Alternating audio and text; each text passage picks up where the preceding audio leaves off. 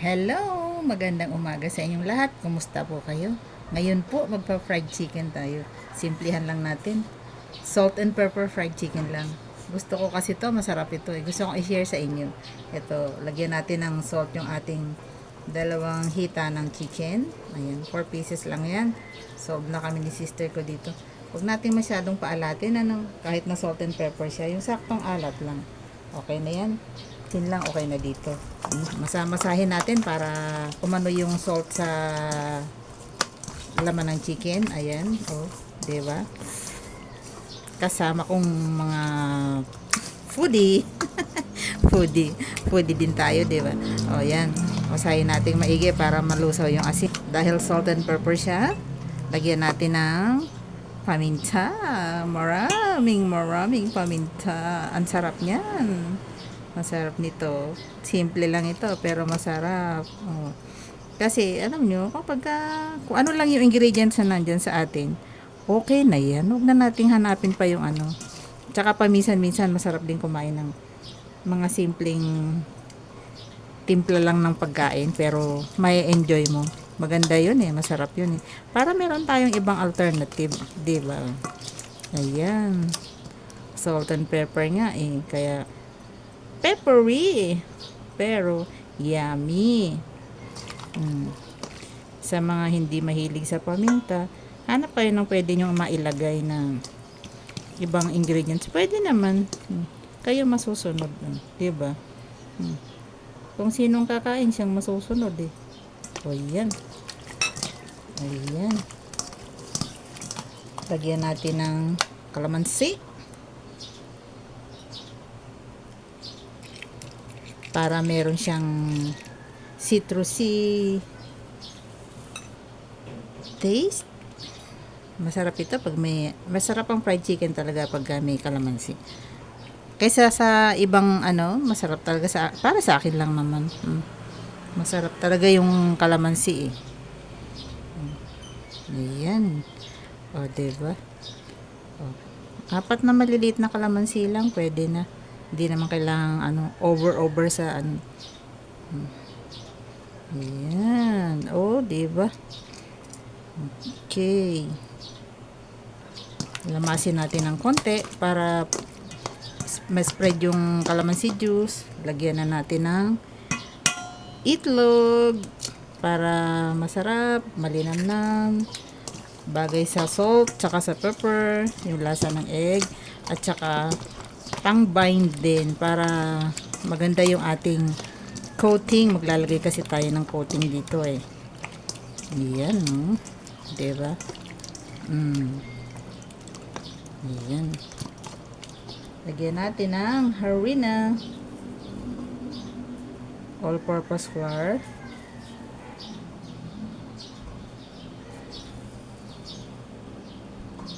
tatlong kutsarang all-purpose flour.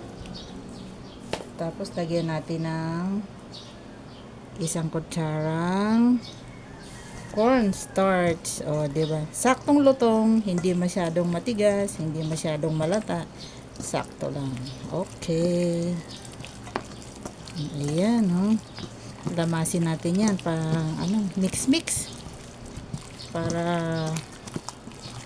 maganda, well distributed hanggang sa loob, oh. Maganda yan eh pag pinirito natin mamaya. Makikita nyo naman itsura niyan mamaya pagka napirito na siya. Pasok natin sa loob yung ating mga inihalo. Ayan, oh. Diba?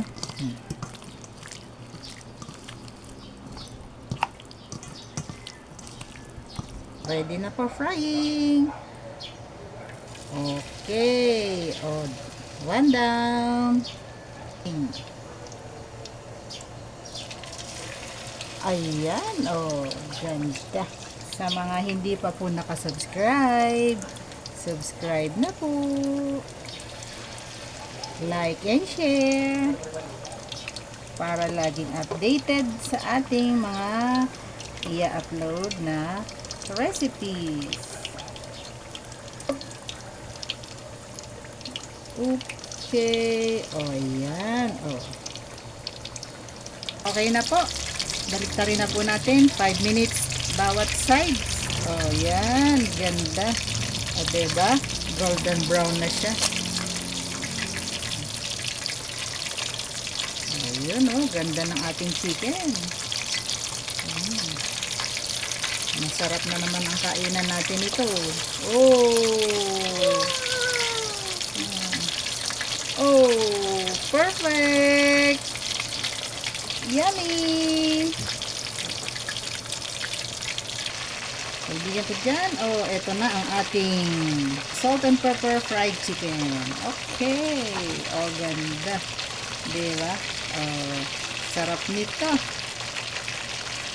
Sarap-sarap yan. Oh. Oh, diba?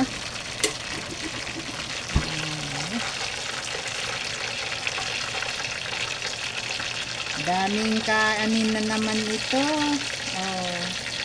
Tama yan na. Kainan na.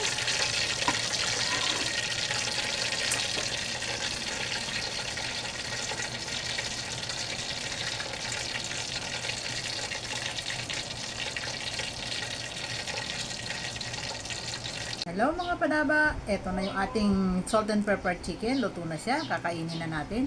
Yan, pakita ko sa inyo kung gaano ka-crispy yung balat niya. Oh. Tapos moist yung kanyang laman. Ayan ang gusto ko sa chicken. Crispy outside, juicy inside. O, diba? Unang subo para sa inyo mga padaba. Crunchy. At yummy. Kaya gusto ko tong salt and pepper chicken mga padaba. Masarap siya talaga. Nagkamay ako. Kasi gusto ko, pag chicken kinakain ko, fried chicken, nakakamay eh. Sarap eh. Sarap. Sarap mga padaba. Ang galing.